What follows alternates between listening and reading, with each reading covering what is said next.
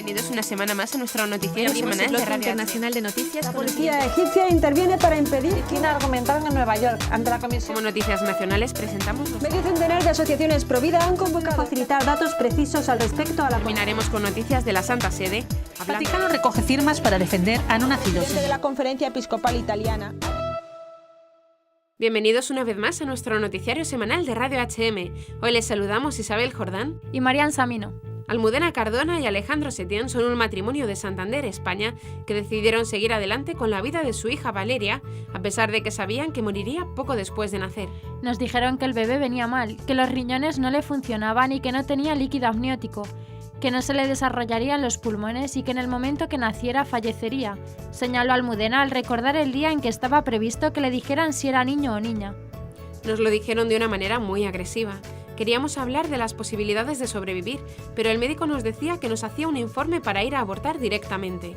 Recuerda Almudena en el programa Firmes en la Verdad de la Fundación Eucamami HM Televisión. Según explica Alejandro, a pesar de las dificultades, tuvieron claro desde el primer momento que apostarían por la vida de su hija, así solo estuviese con ellos unos pocos minutos. Desde el primer momento que supimos que venía mal, la queríamos más porque era especial y no nos planteábamos nunca abortarla, afirmó Almudena. La joven madre explica la dureza con la que la trataron tanto a ella como a su hija durante todas las revisiones médicas, en las que siempre se le recordaba la gravedad de la enfermedad de la bebé y la conveniencia de que abortara. Me decían que era muy joven, que si seguía con el embarazo tendría un gran peso psicológico para mí, que influiría en el número de hijos que podría tener después, que nos olvidáramos de ella, porque iban a ser minutos y no cabía ni la remota posibilidad de que fuera a vivir, recuerda. Va a nacer, se le cortará el cordón y va a morir, fueron las palabras de los médicos. Por eso Almudena asegura que sufrió una grandísima presión para que abortara. Entiendo que la gente sucumba al aborto, y más en una situación como esta. Para nosotros fue una presión continua. En cada visita al médico la primera propuesta era el aborto. No nos ofrecieron nunca otra alternativa, expresó. De hecho, Almudena recordó cómo una enfermera le dijo que podrían falsificar el informe para que pudiera abortar de manera legal, a pesar de haber pasado el número de semanas permitido por ley. Cuando finalmente los médicos aceptaron que seguirían adelante con la vida de su hija, se despreocuparon de ellos. Nos sentimos abandonados, estábamos desprotegidos, indicó. Los padres intentaron encontrar posibilidades para la curación de su hija.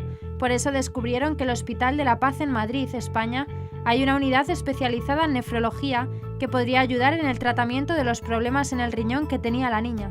Pidieron el traslado de la ciudad de Santander a Oviedo para una revisión en este hospital especializado. La ginecóloga de Almudena firmó el informe necesario para este traslado, pero la ecógrafa les dijo que no. Nos dijo que ella tenía muy claro el diagnóstico y que no quería una segunda opinión y que no pensaba colaborar en ello, recordó la madre. Almudena y la pequeña Valeria no pudieron visitar a los médicos de Madrid por la negativa de la ecógrafa. En su búsqueda por soluciones y apoyos, Almudena y Alejandro se pusieron en contacto con la Asociación Provida de Santander, que los remitió a un ginecólogo en Madrid especializado en embarazos de alto riesgo. Este ginecólogo nos ayudó a redactar un informe sobre cómo querríamos que fuera el parto, porque si esperábamos a que fuera natural, la niña nacería muerta. Por eso decidimos que fuera una cesárea, que el padre estuviera desde el primer momento y que un sacerdote estuviera preparado para que la bautizara cuanto antes. Expusieron sus deseos al jefe de planta del Hospital de Santander y accedió a que todo fuera como ellos habían pedido. También contactaron con la red El Hueco de mi Vientre, que ayuda a superar la pérdida de un hijo durante el embarazo o a los pocos meses de nacer. Allí Almudena conoció a una matrona que la atendió durante el nacimiento de Valeria, sabiendo que la niña moriría poco después. Finalmente la pequeña llegó. Nació llorando y pensamos que había nacido bien, asegura, pero no era así. Estuvimos con ella desde el primer momento. El sacerdote la bautizó enseguida de nacer. No queríamos que se le aplicara ninguna medida extraordinaria. Me la pusieron en el pecho, pasamos casi 2 horas con ella y poco a poco se fue apagando, explicó. Sí mereció la pena. Tenemos mucha paz y no nos arrepentimos para nada de la decisión que tomamos. La sentimos muy cerca y tenemos la satisfacción de haber hecho todo lo posible, afirmó. Comenzaremos con las noticias de interés internacional. Panamá. Cruz e icono de la JMJ peregrinarán por Centroamérica y México. India. No a la maternidad subrogada en la India. Europa. Se respeta más la libertad religiosa de musulmanes que de cristianos. Israel. Inauguran en Belén casa de huéspedes para acoger a peregrinos. Brasil. Aceptar el aborto es signo de un periodo oscuro de la historia humana. Pasaremos después a las noticias nacionales. Profanan imagen de Virgen de Lourdes. Benigno Blanco pide que el Estado deje en paz a las familias. Voluntarios de Citizen Go vuelven a Irak a ayudar a cristianos y yazidíes. Denunciar la mentira no es tener fobia. Y Misión convoca el segundo Congreso Internacional sobre Evangelización Digital. Y por último comentaremos algunas de las noticias más destacadas de la Santa Sede. Actuar con determinación para erradicar el tráfico de personas. Sujeto confiesa plan para asesinar al Papa. 50 años de Populorum Progressio. San Juan Pablo II dio al mundo dos grandes mensajes. El Papa pide no ocultar y compartir ese tesoro que es Jesús. Gran alegría es la que tiene un grupo de 200 jóvenes procedentes de Panamá, otros países de Centroamérica y México, quienes están recibiendo de manos de los jóvenes polacos la cruz y el icono de la Jornada Mundial de la Juventud. El evento se ha enmarcado en la celebración eucarística del Domingo de Ramos y Jornada Diocesana de la Juventud, presidiendo el Papa Francisco a las 10 de la mañana en la Plaza de San Pedro en el Vaticano, como preparación a la JMJ de Panamá 2019. Durante la misa, los jóvenes polacos entregan a 25 jóvenes de Panamá y uno de cada país centroamericano y México la cruz y el icono de la Virgen que el Papa San Juan Pablo II confía a los jóvenes del mundo cuando nació la Jornada Mundial de la Juventud. Como antesala a este acontecimiento, el Dicasterio para los Laicos, la Familia y la Vida, a cargo de los preparativos de la JMJ, ha realizado del 5 al 9 de abril el Encuentro Internacional de Cracovia a Panamá, el Sínodo con los Jóvenes, que ha contado con la presencia de los prelados panameños y de otros países, además de los delegados de la Pastoral Juvenil de las conferencias episcopales de todo el mundo. El proyecto de ley que pretende regular la práctica de la maternidad subrogada en la India es un ataque directo a los valores sagrados de la institución del matrimonio, la familia, la dignidad de la mujer y los derechos naturales del niño. Así lo afirmó el Foro de Sacerdotes y Religiosas Abogados de Delhi, que en una nota enviada a la agencia Fides reafirman el rechazo a la maternidad subrogada. Es una especie de alquiler de mujeres y compra de niños, y pensar en un proyecto de ley que de alguna manera lo permita es profundamente erróneo y peligroso. El proyecto de ley, señaló el Foro de Agentes Pastorales con estudios y competencias en materia de derecho, parece haber sido enmarcado sin abordar los problemas subyacentes y podría hacer más daño que bien, alimentando la explotación de las mujeres. El texto enviado a la agencia Fides señala: el vientre de la mujer y el don de la capacidad reproductiva, pero también los derechos de los niños, son tratados como una mercancía y puestos en el mercado. El derecho de un niño que es llevado en el vientre y alimentado durante 9 meses es tratado como la cría de una vaca, en la que se evalúa una mejor calidad o cantidad. La feminidad se vuelve insignificante y la mujer es tratada como un servicio de correo. La parte psicológica y la ética se ignoran por completo. El foro observó que la maternidad subrogada viola el derecho inherente de un niño a ser criado por su madre biológica y detecta lagunas evidentes en el proyecto de ley en cuestión. El texto, de hecho, al tiempo que promete controlar la comercialización de los nacimientos, sería fácil de eludir y manipular, por ejemplo, justificando la práctica de la maternidad de alquiler entre familiares y poniendo aún más presión sobre las mujeres indias. Sobre la base de estas consideraciones, el foro pide al gobierno la prohibición total y sin condiciones de la maternidad de alquiler en la India. En general, en Europa, los musulmanes tienen más libertad para portar símbolos religiosos o seguir sus convicciones que los cristianos. Así lo ha afirmado el historiador austriaco Martin Kugler, fundador del Observatorio contra la Discriminación de los Cristianos. En entrevista concedida a Ciprensa, Kugler explicó que en algunos países de la Unión Europea las élites políticas están más abiertas a permitir los símbolos del Islam en la vida pública que la cruz y los valores cristianos. En el viejo continente, señaló, existe una ofensiva laicista contra los cristianos, lo cual se traduce en que la política europea tiene diferentes criterios si se trata de cristianos o musulmanes. Muestran aceptación con el velo islámico mientras tratan de erradicar las cruces de los lugares públicos. Kugler citó el caso de azafatas y enfermeras reprendidas o incluso despedidas por llevar pequeñas cruces, o los intentos de limitar la presencia de pesebres en colegios y lugares públicos durante la Navidad. La justificación es la separación entre Iglesia y Estado, pero en mi opinión eso no es más que una excusa. El secularismo radical europeo lo que pretende es, en nombre de la tolerancia y de la neutralidad del espacio público, imponer una ideología que supone la expulsión de los cristianos de la vida pública. El experto en libertad religiosa reconoció que se está produciendo un auge del Islam en Europa por razones demográficas. Es un desafío grande para la cultura cristiana, pero pienso que el secularismo agresivo es más peligroso para los cristianos de Europa, dijo. Situada junto a la Basílica de la Natividad en Belén, en el corazón de la ciudad vieja, fue inaugurada la Casa de los Magos, en árabe Dar al-Majus, una estancia para los peregrinos que llegan a conocer la ciudad que vio nacer al Hijo de Dios. La bendición del lugar, que esconde tras de sí el encanto de la ciudad santa, ha corrido por cuenta de Fray Francesco Patton, custodio de Tierra Santa, quien señaló: la inauguración de esta casa de huéspedes es importante desde un punto de vista económico, pero también espiritual. Cuando acogemos a un huésped, debemos pensar que estamos acogiendo a Jesús. El término guest, huésped, tiene un significado especial para los cristianos. Como dicen las Sagradas Escrituras, en el término huésped está presente Jesús mismo. Junto al franciscano también estuvo la alcaldesa de Belén, Vera Babón, y 2 de los donantes, quienes de manera simbólica cortaron la cinta que dio apertura oficial a la casa de huéspedes. Igualmente estuvieron presentes los frailes David Grenier, Ramsi Sidawi y Stefan Milovtic, respectivamente secretario de Tierra Santa, ecónomo y director de la Casa del Niño. El lugar está dedicado a los Reyes Magos, quienes de lejanas tierras llegaron a Belén para rendir tributo al Rey de Reyes. Así se identifica en la imagen de la casa, que cuenta con los Magos de Oriente. Hemos escogido esta imagen por 2 motivos.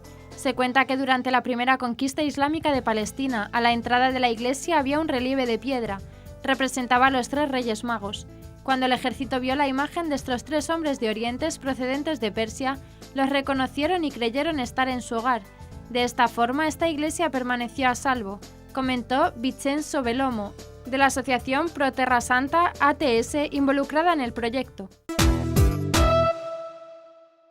Ante el intento de implantar leyes para legalizar el aborto en Brasil, Monseñor Antonio Carlos Rossi Keller manifestó que el aborto es el homicidio de un inocente y que quien lo practica o lo promueve comete un pecado grave. La aceptación del aborto en la mentalidad, las costumbres y principalmente la legislación es una señal elocuente de una grave crisis en sentido moral, que hace de nuestros tiempos un periodo oscuro de la historia humana, donde predomina la incapacidad de distinguir entre el bien y el mal, incluso cuando lo que está en juego es el derecho fundamental y elemental de la vida de la existencia, explicó el prelado. Frente a los nuevos intentos de implantar leyes que de cierta forma hacen más flexible y amplia la posibilidad de realizar abortos en nuestro país, como obispo de esta diócesis no puedo quedarme callado, expresó el prelado en una carta pastoral publicada en el sitio web de la diócesis. A inicios de marzo, el Supremo Tribunal Federal recibió una moción presentada por el Partido Socialismo y Libertad y el Instituto ANIS, donde solicitaban la despenalización del aborto hasta las 12 semanas de gestación. La decisión compete a la ministra del Supremo Tribunal Federal, Rosa Weber, que en noviembre de 2016 se mostró favorable a la despenalización del aborto. Ante esta realidad, Monseñor Rossi considera que se necesita decir las cosas con claridad. El aborto no es más que el homicidio de un inocente y que quien participa de este incurre en excomunión lete sentencie, automáticamente. Unos vándalos atacaron una imagen de la Virgen de Lourdes rompiéndole las manos y sacándole la cabeza en la localidad de Higuera de la Sierra, en la ciudad de Huelva, en España. La imagen estaba situada en una cueva del paraje de Las Tobas, una zona natural de la Sierra de Huelva. Fueron unos vecinos quienes alertaron de la agresión. El ataque ha causado consternación entre los vecinos, que tienen una gran devoción a la Virgen, a la que consideran una seña de identidad del pueblo. El ayuntamiento decidió la retirada de la imagen hasta su reparación. Durante la tarde del domingo 2 de abril, la Guardia Civil encontró la cabeza de la Virgen de Lourdes, pero no las manos. Según informa el ayuntamiento en un comunicado, la cabeza se encuentra en relativo buen estado, con lo cual podemos ser optimistas en cuanto a la restauración de la imagen. El alcalde de Higuera de la Sierra, Enrique Garzón, declaró a medios locales que lo ocurrido no se trata de una señal contra la religión, sino de un acto vandálico. Desde el ayuntamiento han condenado los hechos y han pedido unidad de todos los ciudadanos para no tolerar este tipo de actos que atentan contra la cultura y el patrimonio de nuestro pueblo. Actualmente en España existen 10 comunidades autónomas en las que se han aprobado una ley de identidad y expresión de género e igualdad social y no discriminación. La última de estas leyes se debatió en las Cortes Valencianas a finales del mes de marzo de 2017 y está previsto que se apruebe próximamente. Benigno Blanco, ex secretario de Estado y expresidente del Foro Español de la Familia, alertó en el Parlamento valenciano del peligro que conlleva este tipo de leyes, ya que es una amenaza para las libertades. Blanco advirtió también que de esta manera se impone una visión de la sexualidad asumida por el poder público y, en consecuencia, los ciudadanos que no comparten esa visión o ideología verán restringida su libertad de pensamiento y expresión en la materia. El exsecretario de Estado concedió una entrevista a la Contra TV en la que explica la situación actual de la aplicación de estas leyes en España y su repercusión social. Ante la situación actual, Blanco pidió prudencia tanto a los padres como al Estado a la hora de aplicar tratamientos irreversibles hormonales o quirúrgicos a los niños que tienen disforia de género, es decir, que no se sienten identificados con su sexo biológico. En ese sentido, recordó que la Academia de Pediatría Americana afirma que cerca del 90% de los niños y niñas que a edades tempranas tienen dificultades con la identificación de su sexo, al pasar la pubertad sí se identifican con él sin dificultad. Son estados transitorios. Voluntarios de Citizen Go vuelven a Irak a ayudar a cristianos y yazidíes. La expedición permanecerá en el país asiático hasta el próximo 18 de abril. Durante estos días, los 6 voluntarios colaborarán en distintos proyectos, entre los que se encuentran las casas de estudiantes bajo la supervisión del arzobispo de Kirkuk, Monseñor Thomas Mirkis, la construcción de una fábrica cantera que proporcione trabajo a la población en los 4 pueblos pertenecientes al monasterio de Marmata, un campamento de jardín de infancia en Intisman, guiados por Etuti, una ONG fundada por jóvenes cristianos muy activos en la zona, varias construcciones y suministros para facilitar el reasentamiento de los habitantes de Teleskov, Bakofa, Bandaya, en la diócesis de Al-Qosh, al norte de Irak. Por otro lado, también tratarán de proporcionar agua a Ain Bakra, un pequeño pueblo de familias cristianas en situación de extrema pobreza, muy cercano al área de conquista por el Estado Islámico.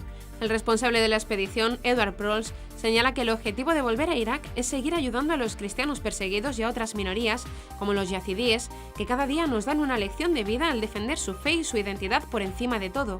Prols detalla que la expedición, además, entregará ayuda humanitaria gracias a la generosidad de muchas personas que han decidido sumarse a nuestra campaña. Parece que el dolor, la persecución, la guerra, las personas desplazadas se han convertido en algo habitual, pero no por eso vamos a dejar de lado a los cristianos perseguidos que están viviendo en su propia piel un genocidio en toda regla, añade el responsable de la expedición. Por otra parte, los 6 voluntarios convivían con las comunidades de cristianos y se reunirán con diferentes obispos y representantes de distintas iglesias locales. Además, conocerán de primera mano cómo los cristianos perseguidos celebran la Semana Santa fuera de sus tierras. Ante las leyes sobre la transexualidad en España, el Observatorio de Bioética de la Universidad Católica de Valencia publicó un vídeo que cuestiona el argumento de que el género es una construcción social y afirmó que denunciar la mentira y la injusticia no significa tener ninguna fobia. El Observatorio de Bioética de la Universidad Católica de Valencia, España, ha editado un vídeo titulado «Masculino o femenino, una construcción social», en el que se plantean algunas preguntas relacionadas con la transexualidad y las leyes que se están aprobando en el país. Queremos una sociedad verdadera, pero basada en fundamentos científicos sólidos sin contradicciones, justa, que respete los derechos fundamentales, libre donde no se impongan las ideologías y plural en donde quepamos todos. Apuntan y afirman que denunciar la mentira y la injusticia no significa tener ninguna fobia. Además, subrayan que el objetivo es ayudar a quienes no se identifican con su sexo biológico, acompañándoles en la maduración de su identidad sexual. Condenan todo tipo de violencia o discriminación hacia cualquier persona y declaran que no están de acuerdo con la imposición de ningún tipo de ideología. El vídeo expone los argumentos con los que la ideología de género pretende construir una sociedad supuestamente más justa y verdadera, pasando por encima del derecho de los padres a educar a sus hijos, con leyes que defienden las terapias con menores sin el consentimiento paterno, además del cambio de sexo en el registro civil sin ningún requisito más que el deseo. También afirman que múltiples estudios explican que todos los niños que no se sienten identificados con su sexo biológico, la mayoría de ellos, niños y niñas, dejarán de percibirse así tras la pubertad, por lo que deberían someterse a terapias que podrían resultar irreversibles. El segundo Congreso Internacional sobre Evangelización Digital, organizado por iMisión con el título Estrategia y Planificación en la Evangelización Digital, se desarrollará los días 29 y 30 de abril de 2017 en la Universidad San Pablo CEU de Madrid. Este año, atendiendo a la demanda de muchas instituciones católicas, la temática se centrará sobre todo en cómo diseñar la planificación y la estrategia comunicativa en la evangelización digital. El Congreso contará con ponencias de Monseñor Lucio Ruiz, secretario de la Secretaría de Comunicación del Vaticano, Monseñor Munilla, miembro de la Comisión de Medios de la Conferencia Episcopal Española, Gustavo Entrala, creador de la cuenta de Twitter del Papa en 2012, de doctora Leticia Soberón, miembro de la Secretaría de Comunicación de la Santa Sede, o el famoso comunicador Víctor Coopers, entre otros. El encuentro incluirá también un panel de experiencias prácticas sobre experiencias de evangelización digital, así como 12 talleres útiles, a elegir 4. Algunos de los temas son: cómo superar una crisis digital y no morir en el intento, analítica web, cómo comunicar la fe sin alzar la voz, o nuevas narrativas para la evangelización digital. Sus organizadores mantienen los 3 objetivos principales de todos los eventos presenciales.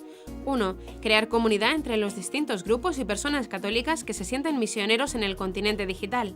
2. Reflexionar conjuntamente sobre la evangelización en Internet. Y 3. Contribuir en la formación de los participantes sobre las técnicas, estrategias y doctrina que conviene tener en cuenta a la hora de evangelizar en Internet, especialmente en las redes sociales.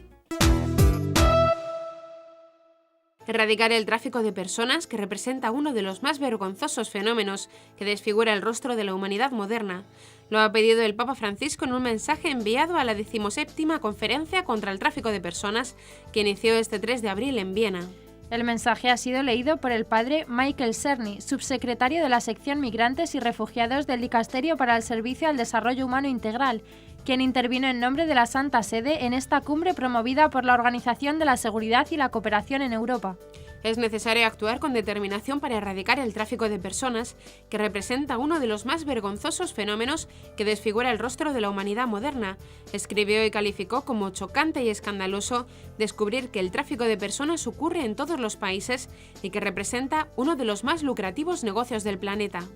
Se trata, prosigue el pontífice, de una forma de esclavitud, de un crimen contra la humanidad, de una grave violación de los derechos humanos, una llaga atroz que debe ser condenada aún más cuando involucre a los niños. Así, el Papa los ha exhortado a hacer todos los esfuerzos posibles para hacer concienciar sobre esta lacra y para coordinar mejor los esfuerzos legales y sociales destinados a salvar a millones de niños y adultos. Un joven admitió que estuvo involucrado en un complot para asesinar al Papa Francisco en uno de sus viajes apostólicos, según informó el Departamento de Justicia de Estados Unidos. El joven de 17 años, identificado como Santos Colón Jr., se declaró culpable por haber intentado proporcionar apoyo material a terroristas. Según indican varios documentos, se pudo establecer que Colón, ciudadano de Estados Unidos, admitió que desde el 30 de junio de 2015 hasta el 30 de agosto del mismo año ideó un plan para realizar un ataque durante la visita papal a Filadelfia, Pensilvania, en septiembre de 2015. El Departamento de Justicia precisa que el complot involucraba usar a un francotirador para disparar al Papa durante la misa papal y colocar varios explosivos en las áreas circundantes. Para llevar a cabo su plan, Colón contactó con alguien que pensó que era un francotirador, pero que en realidad era un empleado encubierto del FBI, indica el texto. Además, encargó la compra de materiales para crear explosivos. El FBI arrestó a Colón en 2015. El joven ahora enfrenta la posibilidad de ser condenado a 15 años de cárcel y una multa de $250.000. El Papa Francisco visitó Estados Unidos en septiembre de 2015 con ocasión del Encuentro Mundial de las Familias que se realizó en Filadelfia. El bien común, la paz, el desarrollo y la integración entre los pueblos exigen la implicación y el compromiso de cada persona, indicó el Papa Francisco en un discurso pronunciado ante los participantes del encuentro organizado por el Dicasterio para el Servicio del Desarrollo Humano Integral con motivo del 50 aniversario de la encíclica Popularum Progressio del beato Pablo VI. El pontífice resaltó que fue Pablo VI quien precisó en detalle en aquella encíclica el significado de desarrollo integral, y fue él quien propuso aquella sintética y afortunada fórmula: el desarrollo de cada hombre y de todo hombre. Francisco se preguntó, ¿qué quiere decir hoy y en el futuro próximo la expresión desarrollo integral? Es decir, el desarrollo de cada hombre y de todo hombre. De la respuesta a esta pregunta, señaló, se pueden deducir algunas directrices para la acción del dicasterio. En concreto, destacó 4 directrices. Desarrollo humano integral consiste en integrar a los diversos pueblos de la Tierra. El deber de solidaridad nos obliga a buscar la modalidad justa de cooperación para que no se produzca esa dramática desigualdad entre el que tiene mucho y el que no tiene nada, entre el que descarta y el descartado. Solo el camino de la integración entre los pueblos permite a la humanidad alcanzar un futuro de paz y esperanza. En segundo lugar, se trata de ofrecer modelos practicables de integración social. Todos tenemos una contribución que ofrecer al conjunto de la sociedad. Todos tenemos una peculiaridad que puede ser de ayuda para facilitar el que podamos vivir juntos. Nadie está excluido de aportar algo al bien común. Esto es al mismo tiempo un derecho y un deber. En la audiencia general de este 5 de abril, el Papa Francisco recordó a San Juan Pablo II, cuyo 12 aniversario de fallecimiento se celebró el pasado 2 de abril. En el saludo a los peregrinos polacos que asistieron a la audiencia general realizada en la Plaza de San Pedro en el Vaticano, el Papa dijo que San Juan Pablo II ha sido un gran testimonio de Cristo, celoso defensor de la herencia de la fe. El Papa peregrino, dijo Francisco, ha dado al mundo dos grandes mensajes, el de Jesús misericordioso y el de Fátima.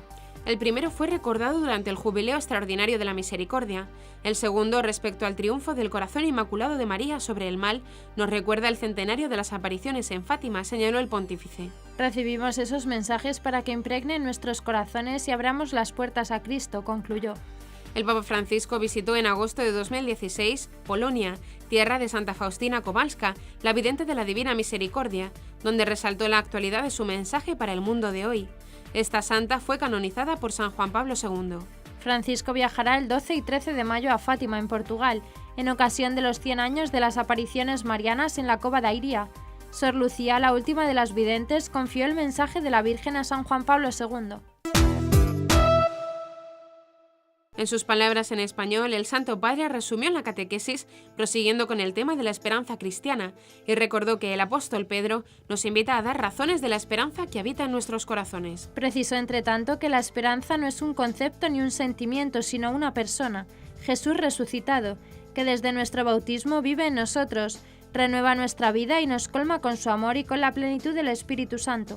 Este tesoro, dijo, no podemos ocultarlo, tenemos que compartirlo y darlo a conocer con el testimonio de nuestra vida. Entre tanto, precisó, es necesario que la esperanza tome la forma de dulzura y de bondad para con el prójimo, y también de perdón para los que nos han hecho daño, convencidos de que el mal solamente se vence con la humildad y la misericordia. San Pedro nos dice además, prosiguió el Santo Padre, que es mejor sufrir haciendo el bien que haciendo el mal, porque cuando sufrimos por el bien estamos en comunión con Jesús, que aceptó el sufrimiento por nuestra salvación. Porque cuando vivimos esta realidad nos convertimos en sembradores de resurrección y en portadores de un perdón y de una bendición que son el anuncio del amor sin medida de Dios, fundamento de nuestra esperanza. Y concluyó, los animo a vivir con intensidad los días de Semana Santa, que la contemplación de la pasión y muerte de Jesús nos asegure en la esperanza de la resurrección y nos ayude a ser instrumentos de su consuelo y de su amor para todos nuestros hermanos. Y hasta aquí nuestro informativo semanal. Esperamos que haya sido de su agrado. Recuerden que pueden seguir escuchándonos siguiendo el resto de nuestra programación en directo a través de la web www.radiohm.net. En ella podrán encontrar también distintos podcasts con los informativos anteriores y otros audios que también pueden ser de su interés. Seguiremos estos días informando de las noticias de la Iglesia y del mundo a través de nuestros breves espacios informativos que les ofrecemos todos los días, cada media hora aquí, en Radio HM 88.9 FM y HM Televisión. Ayer, hoy, siempre la verdad. Gracias por habernos acompañado. Les han informado Isabel Jordán y Marian Samino. Les esperamos después de Semana Santa.